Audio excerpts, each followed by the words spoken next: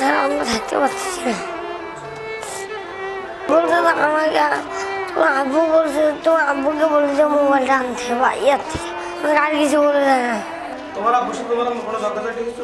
না, আমি আমার আম্মুকে খুশি হইতে চাই।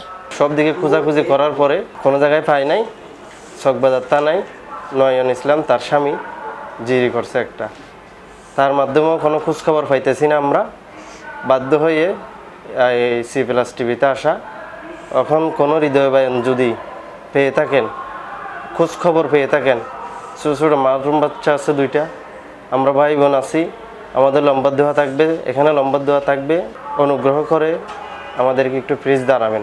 আমার বউ 11 তারিখ সকাল 7টায় নিখোঁজ হয়েছে, চট্টশুরি রোডে গছেবাগানের মুখে। এখন দয়াল কোনো ব্যক্তি যদি খবর পেয়ে থাকেন আমাদেরকে নিউজ জানাবেন। আর আমার 2টা ছোটো ছোটো ছেলে মেয়ে আছে, ওদের পাল চেয়ে আপনারা আমাকে নিউজ দিবেন।